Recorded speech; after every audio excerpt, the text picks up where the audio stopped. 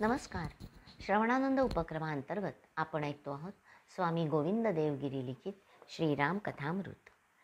सुमंत्रांनी भगवती सीतेला समजावले, पण भगवती अत्यंत हुशार. सीता सुमंत्रांना म्हणते, काका यांचे म्हणणे सत्य आहे. यांनी मला खूप समजावले, पण कौसल्या मातेला यांनी काय उपदेश केला ते त्यांनाच विचारा. त्यांनी कौसल्या मातेला समजावून सांगितले, स्त्रीच्या जीवनामध्ये पतीपेक्षा श्रेष्ठ काही नसते. ते आईला उपदेश एक करतात आणि माझ्याशी वेगळं बोलतात. हे असं का? आपल्या पतीच्या सेवेकरता तुला राजमहालात राहिले पाहिजे असे सांगून आईला ठेवले. काका तोच उपदेश मला लागू नाही का हो? जीवनामध्ये पिता, भ्राता आणि पुत्र हे सगळे कितीही प्रिय असले तरी स्त्रीला पतीपेक्षा अधिक प्रिय काही नसते. हा धर्म आहे, म्हणून मी यांच्या चरणांना सोडून जाणार नाही. मी तुमची क्षमा मागते. तुम्ही बाबांना हे सर्व सांगा. मला त्यांची सेवा खूप करावीशी वाटते, पण मी काय करू? माझा धर्म आणि माझे प्रेम यांनी मला रामचरणांशी बांधून ठेवले. आता माझ्या जीवनात दुसरी गती नाही. तीनही मातांना माझा प्रणाम सांगा. त्यांना सांगा की तुमच्या सुनेच्या हातून तुमच्या कुळाला कमीपणा आणण्यासारखे कधीही काही घडणार नाही. आशीर्वाद देऊन मला वनात जाऊ द्या. सुमंत्रांच्या नेत्रांतून आसवांच्या धारा वाहतात. प्रभू सुमंत्रांना म्हणतात, सुमंत्रजी आता एक गोष्ट करा, तुम्ही लवकरात लवकर अयोध्येला परत जा. आज माझ्या बाबांना तुमची सर्वात जास्त आवश्यकता आहे, कारण माझ्या बाबांनी उभ्या आयुष्यात दुःख म्हणून कधी पाहिलेच नाही. ज्याला कधी दुःख सोसण्याची सवय नाही त्याच्यावर असे जीव घेणे दुःख कोसळले की तो बावरून जातो. आज अयोध्येत भरत नाही, शत्रुघ्न नाही, बाबा कोणाशी बोलणार? बाबांची भूमिका कोणाला कळणार? तेव्हा सुमंत्रजी माझ्या देखत तुम्ही रथात बसून निघा. आश्चर्याची गोष्ट म्हणजे भगवान जेव्हा सुमंत्रांना रथात बसवू पाहतात तेव्हा रथाचे घोडे खिंकाळतात. सर्व भिल्लांनी पाहिले. घोड्यांच्या नेत्रातून आसवांच्या धारा वाहत आहेत. काय करावे कोणाला कळत नाही. सुमंत्रांनी लगाम ओढला. घोडे जिथल्या तिथे माना डोलवतात, हलवतात, पुन्हा पुन्हा रामाकडे वळून बघतात. त्यांना रथात श्रीराम हवेत. भगवान एकेका घोड्याजवळ जातात, गळ्याशी हात लावतात, गळ्याशी गळा लावतात, त्यांना प्रेमाने थोपटतात, प्रत्येकाच्या पाठीवर हात फिरवून सांगतात, तुम्ही आता परत जा, मी लवकरच येईन. कन्हैया ज्याप्रमाणे गाई वासरांशी बोलतो त्याप्रमाणे भगवान श्रीराम आपल्या प्रिय अश्वांशी बोलतात. त्या भिल्लांना वाटतं की ज्याच्या वियोगाने घोड्यांची ही अवस्था झाली, त्यांच्या वियोगाने मातापित्यांची काय अवस्था झाली असेल. जन्म देणारी माता किती तडफडत असेल. जीवापाड प्रेम करणारा तो महान पिता दशरथ कसा व्याकुळ झाला असेल. अत्यंत प्रेम करणारी त्याची प्रजा रामाशिवाय कशी जगत असेल. अश्वांच्या नेत्रातून आसवांच्या धारा, सुमंत्रांच्या नेत्रातून आसवांच्या धारा, भिल्लांच्या नेत्रातून अश्रूंच्या धारा, सगळेजण व्याकुळ झालेत. अशा प्रकारे एकंदर शोकाकुल अवस्था निर्माण झाली. भगवंतांच्या एक लक्षात आले, यातून बाहेर पडणे आवश्यक आहे. सगळेजण त्या ठिकाणी अत्यंत व्याकुळ होऊन रडत असताना एकटे भगवान तिथून लांब पावले टाकीत गंगा मातेच्या तीरापर्यंत जातात. गंगेचे पात्र विस्तृत आहे. पलीकडे जाण्यासाठी नौकेची आवश्यकता आहे. केवट प्रसंग. भगवंतांनी पाहिले त्या पात्रात केवळ एकच नौका आहे. नावाडी तो नौका चालवतोय. भगवंतांनी हात उंचावून हाक मारली, अहो नावाडी दादा. त्याने तिथूनच विचारले, काय आहे? भगवंत म्हणतात, जरा इकडे या, आम्हाला पलीकडे जायचे. नावाड्याने हात उंचावून तितक्याच ठसक्याने सांगितले, जमायचे नाही. भगवान म्हणतात, अहो पण का, इकडे तर या. नावाडी म्हणतो, सांगितले ना जमायचे नाही. या ठिकाणी गंगा मातेच्या तीरावर एक विचित्र प्रसंग उभा राहिला. भगवान त्या नावाड्याला साथ घालतायत आणि नावाडी हात उंचावून चक्क जमणार नाही म्हणतोय. शेवटी भगवंतांच्या सांगण्यावरून वल्हवत वल्हवत तो तीराजवळ आला. नौकेतून बसल्यावर परत तो म्हणतो, काय म्हणणं आहे तुमचं? भगवंत म्हणतात, अहो नदीच्या पलीकडे जायचं आहे, त्यासाठी नाव पाहिजे. नावाड्याने विचारले, तुमची भाषा कोणती? मी तुम्हाला माझ्या भाषेतून सांगितलं ना की जमणार नाही, तुम्ही पुन्हा पुन्हा का मागे लागता? तेव्हा ना रामांच्या नावाड्याला जोरात मारलेल्या हाका ऐकून लक्ष्मण आणि भगवती जानकी भरभर चालत येऊन गंगा तीरी रामांच्या जवळ येतात.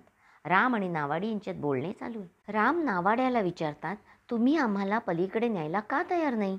भगवंतांकडे पाहत नावाडी मिश्किलपणे म्हणतो, बाकीच्या लोकांना ठाऊक नसेल, पण मला तुमचं सगळं ठाऊक आहे. कही धर्म तुम्हारा मैं जाना. तुमचं सगळं गुपित मला या पठ्ठ्याला ठाऊक आहे. भगवंतांना वाटते का धाडसी हा नावाडी. देवांच्या पुढे वेदसुद्धा असं म्हणत नाही. अजून एकाही ऋषीने असं म्हटलं नाही की मला भगवंतांचे रहस्य ठाऊक आहे. यम नेती नेती निगमैही. देवा, जमेल तसे तुमचे वर्णन करण्याची आम्ही पराकाष्ठा केली, पण तुमचे वर्णन पुरते करता येत नाही. तुमचे रहस्य कोणाला ठाऊक नाही, कळत नाही. तुम्ही अगम्य आहात. सर्वांनी असेच म्हटले, पण हा बहादर लगेच सांगतो तुमचे गुपित मला ठाऊक आहे. आता पंचायत ही की भगवंतांच्या जीवनात गुपित काहीच नाही. भगवंतांचे जीवन म्हणजे खुल्लमखुल्ला, सगळं साफ, अंतरंग बहिरंग काहीच नाही. हे गुपित वगैरे श्रीकृष्णाबद्दल ठाऊक आहे. श्रीकृष्णाच्या द्वारकेतील लीला वेगळी, मथुरा लीला वेगळी, ब्रजलीला वेगळी, ब्रजलीलेमध्ये नंदभवनातील लीला वेगळी. भगवान श्रीरामचंद्रांच्या लीलेमध्ये असं काहीच नाही. म्हणून भगवान श्रीकृष्णांच्या सगळ्या लीला सर्वांना वाचण्याची परवानगी नाही. महापुरुष वल्लभाचार्य अन्य संतांनी कुठली लीला कुणी वाचावी, कुठली लीला कुणाला सांगावी याचा विवेक सांगितला आहे. भागवतसुद्धा सरसकट सांगून वाचून उपयोग नाही, त्याच्यामध्ये तरतम भाव आहे. पण भगवान रामचंद्रांची लीला खुल्या पुस्तकासारखी, कोणी यावं कुठूनही वाचावं. रामचरित्र हे अनुकरणीय आहे, त्यामध्ये गुपित काहीच नाही. हा शहाणा म्हणतो मला तुमचे गुपित ठाऊक आहे. आता असे बोलल्यावर जास्त गडबड होते, आणि म्हणजे काही नसलं तरी सोबतच्या लोकांना वाटतं नक्की काहीतरी असलं पाहिजे. आता इथे लक्ष्मण, दुसरीकडे जानकी, त्यांच्यासमोर हा भगवंतांना म्हणतो तुमच्याबद्दल मला सगळं कळलं आहे. शेवटी भगवंतांनी विचार केला काय कळलं आहे हे स्पष्ट विचारावं. भगवंतांनी तसे स्पष्ट सरळ सरळ विचारताच ऐटीत हात बांधून केवटाने सांगितले, अहो पावणं, तुमच्या पायाच्या धुळीच्या स्पर्शाने एका क्षणात दगडाची बाई होते म्हणतात. छुवतशिला भाई नारी सुहाई होते ना. नुसती तुमची पायाची धूळ लागली तर शिलाखंडाची स्त्री होऊन जाते. बरे झाले मला आधी कळले, नाहीतर मला न कळता तुम्ही माझ्या नावेत बसले असता आणि तुमच्या चरणाच्या धुळीने माझी नौका एखादी बाई होऊन गेली असती तर माझी पंचायत झाली असती की नाही. भगवंतांच्या लक्षात आले तो जे बोलतोय ते अहिल्या उद्धाराच्या संदर्भात असले पाहिजे. कुणाकडून तरी आलेली ही बातमी त्याला मिळाली असली पाहिजे. भगवंत काही बोलायच्या आत तो केवट म्हणतो, माझं म्हणणं एकदा नीट ऐकून घ्या. दगड तर जास्त कठोर असतो, माझी नौका लाकडाची आहे. तिचं काही भलतंसलतं होऊन गेलं तर. आणखी एक गोष्ट, माझे पोट भरण्याचे साधन हे एकच आहे. एही प्रतिपालहू सब परिवारू, नाही जानत कछु और कबारू. दुसरा काही मार्ग नाही. त्यामुळे देवा कृपा करा आणि गरिबाच्या पोटावर पाय देऊ नका. भगवंत म्हणतात, अरे बाबा तू माझं ऐकून तर घे. माझ्या चरणांच्या धुळीमध्ये जर असे काही असते तर आत्तापर्यंत चालत मी अनेक ठिकाणी दगडांना स्पर्श केला आहे. तिथे ते प्रत्येक ठिकाणी काहीतरी घडायला हवं होतं. तो केवट मोठा हुशार. नेहमी होत नसेल पण कधी कधी होतं ना. मग नेमके माझ्या नावाचं तसं झालं तर काय करणार. उगीच कशाला धोका पत्करा. त्यामुळे देवा माझ्या मागे लागू नका. तुम्हाला काय करायचे ते करा, पण मी तुम्हाला माझ्या नावेत बसवणार नाही. केवट सरळ सरळ प्रभूंना असं बोलतोय. हे बघून लक्ष्मणाला खूप राग येतो. लक्ष्मणाचं रामप्रेम विलक्षण आहे. रामासाठी तो आपल्या बापाला तुरुंगात टाकायला तयार आहे. भगवंताच्या प्रेमापुढे ज्याला बापाची कदर नाही तो त्या नावाड्याला काय जुमानणार. मात्र लक्ष्मण रागवला असला तरी तो चूप बसलाय.